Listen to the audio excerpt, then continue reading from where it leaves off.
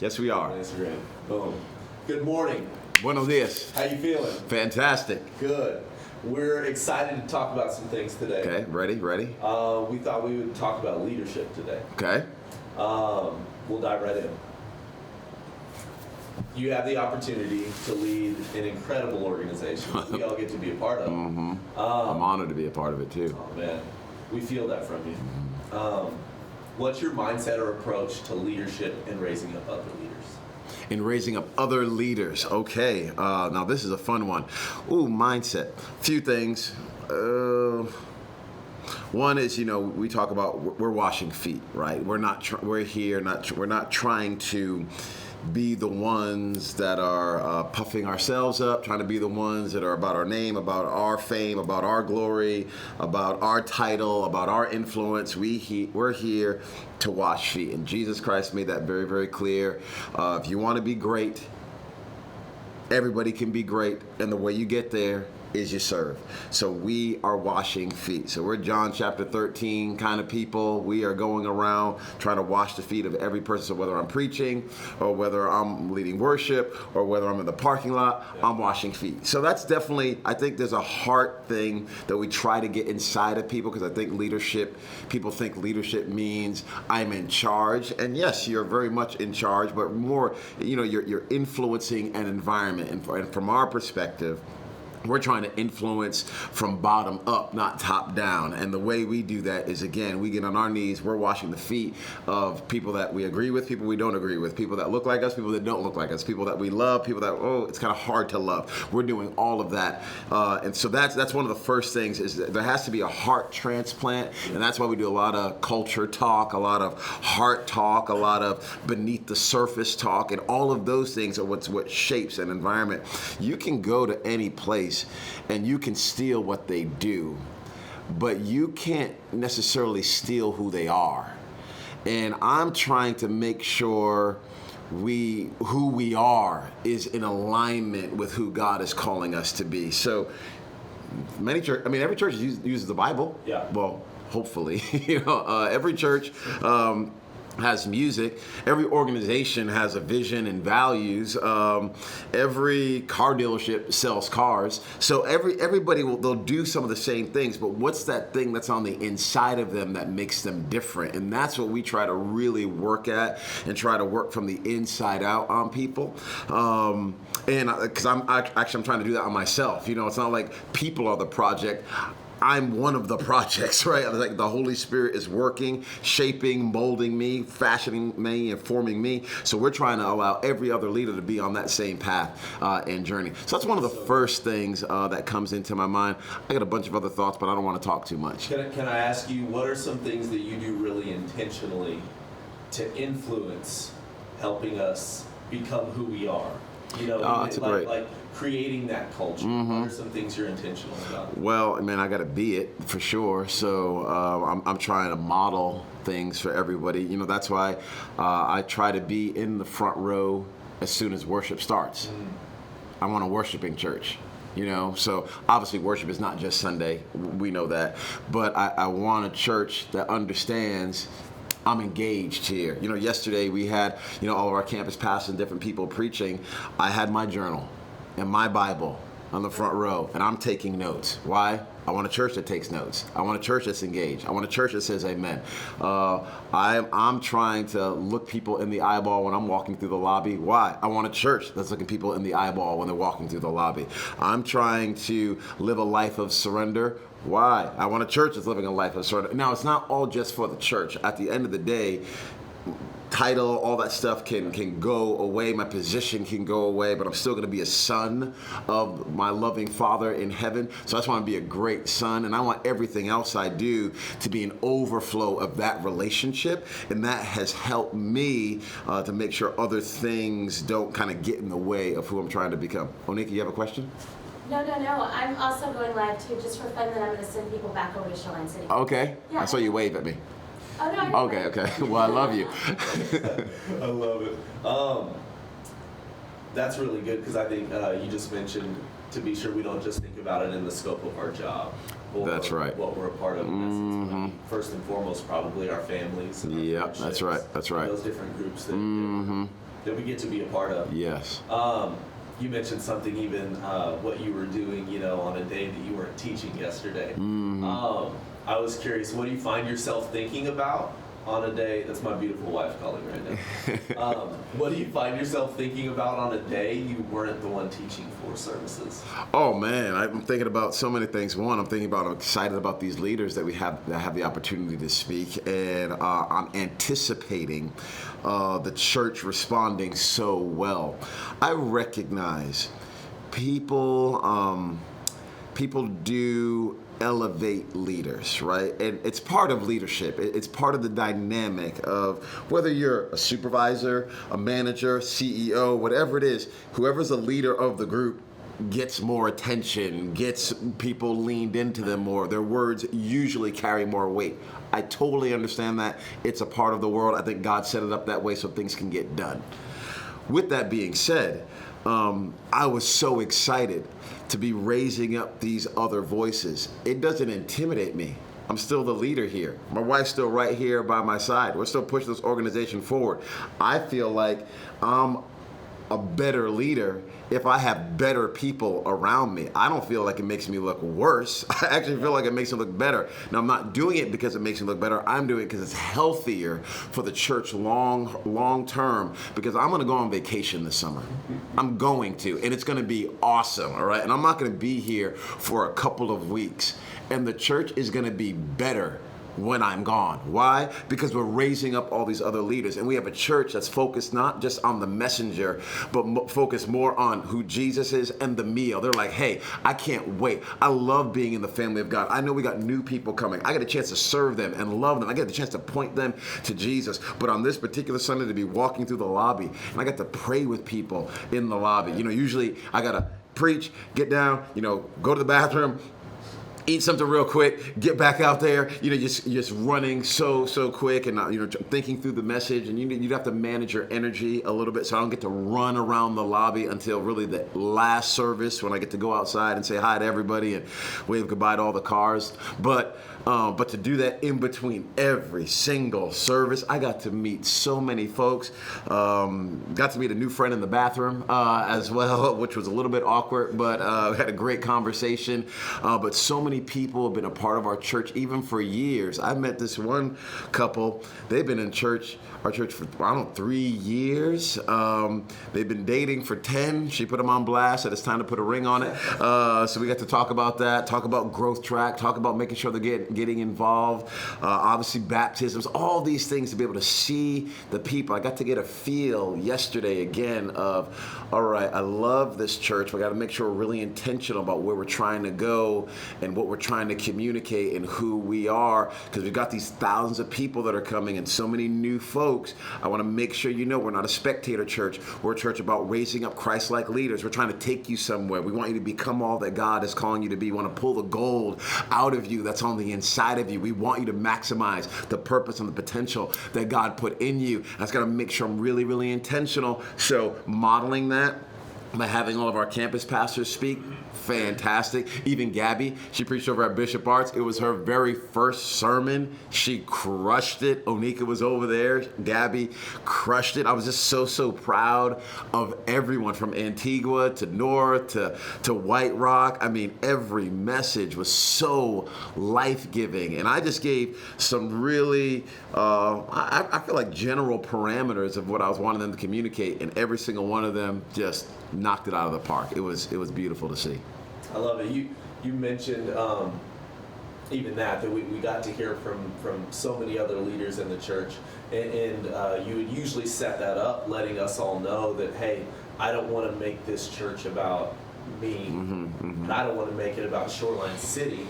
I just want us to continue to make it about Jesus.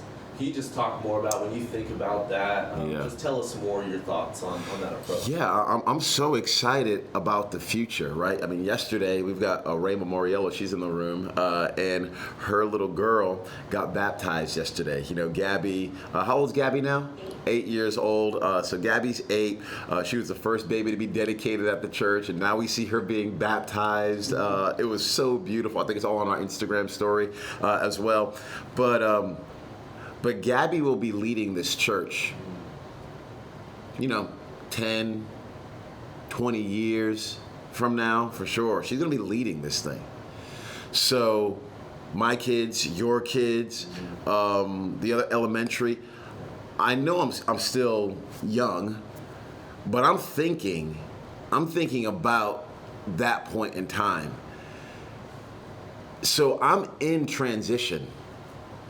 All of us are in positions of leadership. I'm not going anywhere for another 25 years, 30 years, but I don't want to be waiting 30 years from now to get ready to get this next generation ready. So we need to have a church right now that's thinking, okay, where are we going? Where are we going? We've got more campuses, more people to reach. We've got more people to love, more businesses to start, more organizations to help fund. We've got a lot of things that God is calling us to do here. Since we've got all this stuff to do, I'm not just thinking about now, I'm thinking about then. So I'm trying to make sure we're pulling every leader along.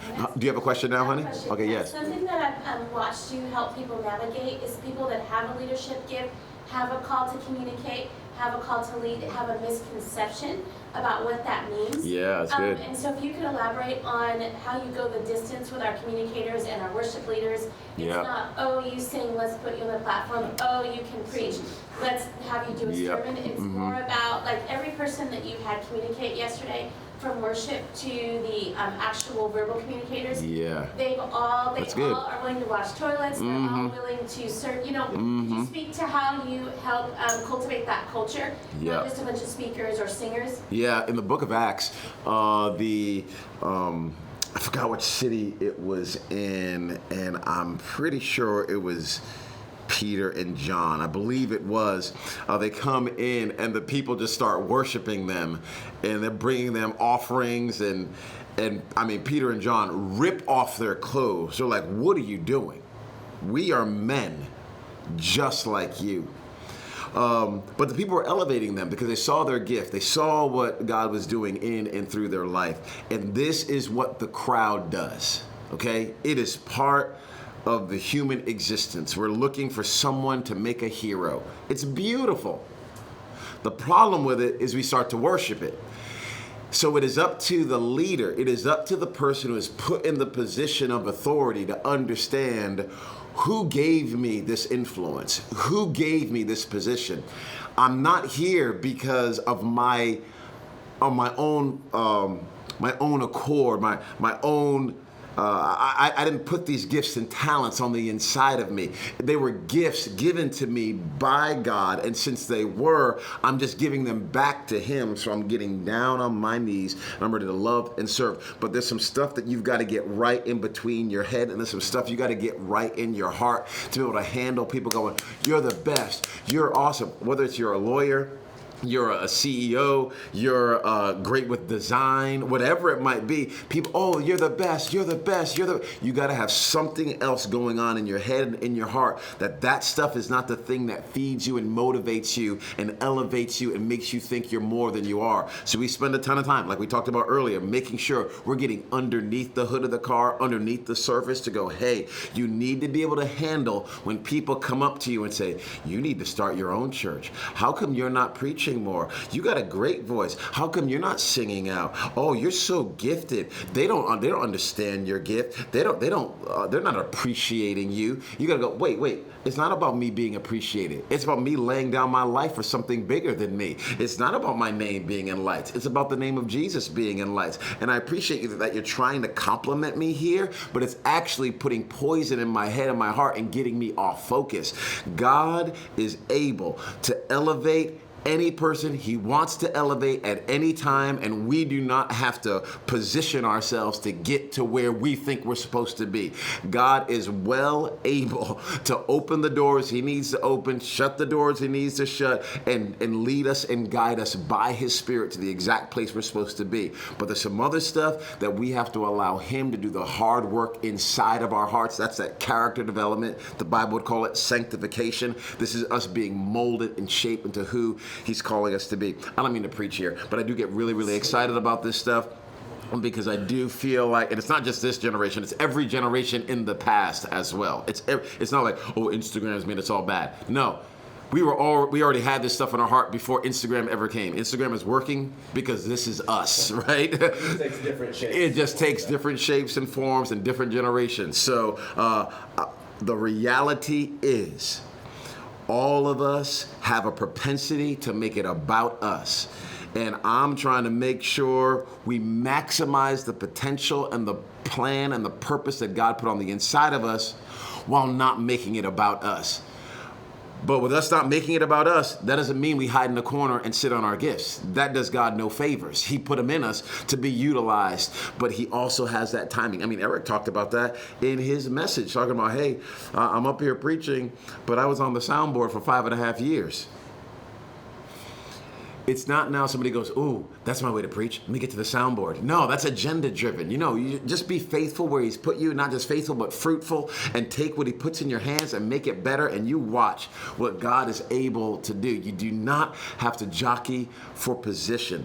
The reality is, people have been telling me since I was 18 years old, I was called to the nations. I was getting prophecies, well, you're called to the nations. You're called to the nations. I wasn't in a nation. I was sitting in a cubicle. I mean, it was fine. Let me be faithful. And I wasn't like, oh, I got to get to that in order to prove. No, God, what maybe called to the nations means I'm going to raise up my sons and my daughter, who is actually going to be the ones that are going to touch the nations. And I'm fine with that. I'm not about my name. I'm about his name. Now God has been kind enough and gracious enough, and maybe I would say, now foolish would be a wrong word to use with God, but open up some amazing doors for me to be able to share on platforms, and I'm still like, what in the world am I doing here? But those aren't the things that define me. The cross is what defines me. So I'm not going to allow any platform, any person, any position, peace, oh, come on, preacher.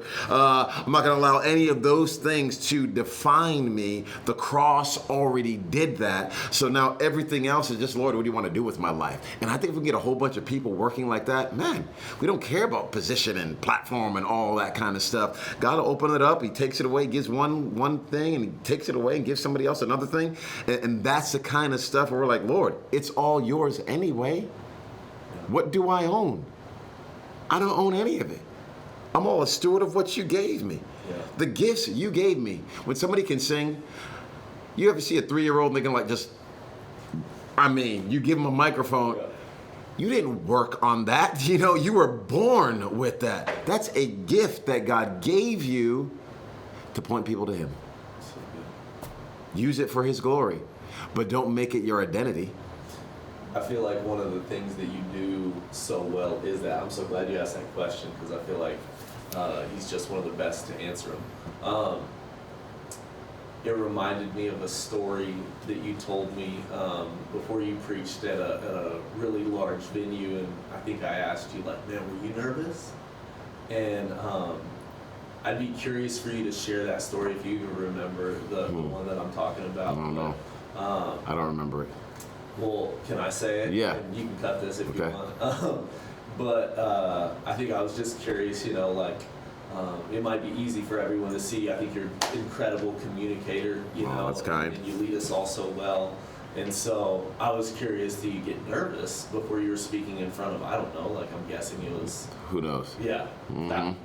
Multiple thousands, and you said, man, I totally was, but then what I knew I needed to do was went off and took some time with Jesus and got on your knees before Jesus and before God, because you said, hey, like if there's anyone to be in awe of, then it's him. And I feel like it's that posture that speaks into this as well. It keeps you at the heart of humility. It keeps you in the right place of, hey, me compared to him is, I mean, anyone compared to him.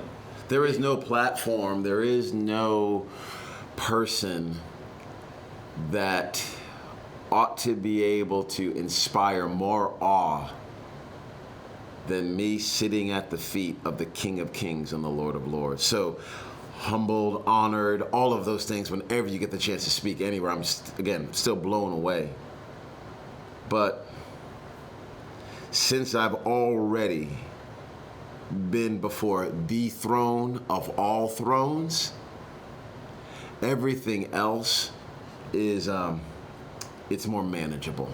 Still get nervous, still get scared, you're still human, but everything else is more manageable.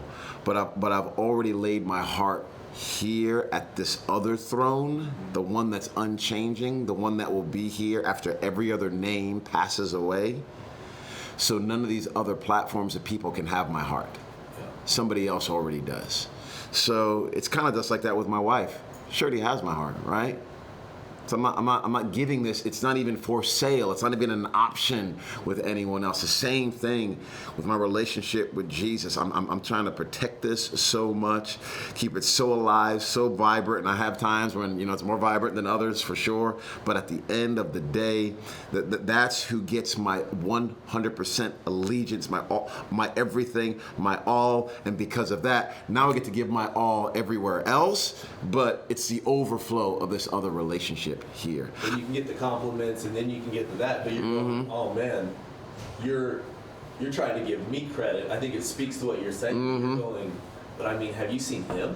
Yeah, exactly. Yep. And is it Revelation 4 or 5? We talk about this in our environment as well, where these 24 elders are around the throne, and they go and they're before this throne, and they take off their crowns, and they say, "You are worthy, our Lord and God, to receive glory, honor, and power, for you created all things, and by your will they were created and have their being."